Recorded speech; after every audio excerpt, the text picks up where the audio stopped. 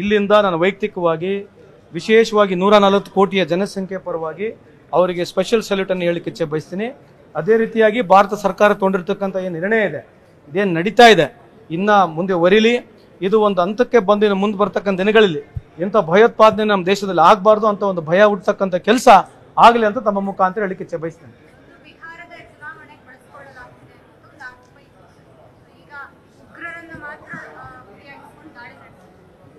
ಈಗ ಏನಾಗಿದೆ, ನಾನು ಯಾವತ್ತು ಇಂಥ ಸಂದರ್ಭದಲ್ಲಿ ರಾಜಕೀಯ ಮಾತನಾಡಕ್ಕೆ ಹೋಗೋದಿಲ್ಲ, ಮಾತಾಡೋ ವಿಷಯನೂ ಇಲ್ಲ. ಲಾಸ್ಟ್ ಟೈಮ್ ಏನಾಗಿತ್ತು, ಈ ತರ ಮಾತನಾಡಿದಾಗ ಮಾನ್ಯ ಪ್ರಧಾನಮಂತ್ರಿಯವರು ಅವ್ರ ಮೇಲೆ ಓಟ್ ಕೇಳಿದ್ರು. ಯಾರ ಮೇಲೆ ಓಟ್ ಕೇಳಿದ್ರು? ಸೈನಿಕರ ಮೇಲೆ ಓಟ್ ಕೇಳಿದ್ರು. ಅಂಥದ್ದು ಆಗ್ಬಾರ್ದು ಅಂತ ನಂದು. ನಾನು ಅವ್ರು ಉಪೇಕ್ಷಿಸ್ಕಂತಾರೆ ಅಂತ ಹೇಳ್ತಾ ಇಲ್ಲ, ನೀವು ಕೇಳಿದ ಪ್ರಶ್ನೆಗಷ್ಟೇ ಪ್ರತಿಕ್ರಿಯೆ ಕೊಟ್ಟಿರ್ತಕ್ಕಂಥದ್ದು. ನಾನು ಇದರ ಯಾವ್ದು ಹೆಚ್ಚು ಬೆಳೆಸಿ ಮಾತನಾಡಕ್ಕೆ ಹೋಗ್ತಾ ಇಲ್ಲ.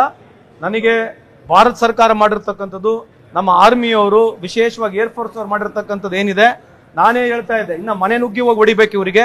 ಇನ್ನು ಮುಂದುಗಡೆ ಭಾರತ ದೇಶದ ಕಡೆ ಈ ರೀತಿ ಯೋಚನೆ ಮಾಡ್ಲಿಕ್ಕೂ ಅವರಿಗೆ ಅವಕಾಶ ಸಿಗಬಾರ್ದು ಅಂತ ಒಂದು ಭಯ ಆಗ್ಬೇಕಂತ ನನ್ನ ಅಭಿಪ್ರಾಯ.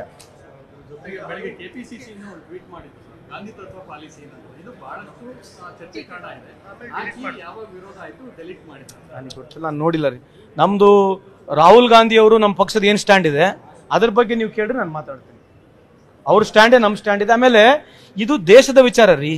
ನನ್ನ ವೈಯಕ್ತಿಕ ವಿಚಾರ ಜೊತೆಗೆ ನಿಮ್ಮ ವೈಯಕ್ತಿಕ ವಿಚಾರ, ನಿಮ್ಮೆಲ್ಲರ ವಿಚಾರಗಳು ನಮ್ಮ ವಿಚಾರಗಳು ಸಮಪಾಲವಾಗಿದ್ದಾವೆ. Thank you. ನಮಸ್ಕಾರ.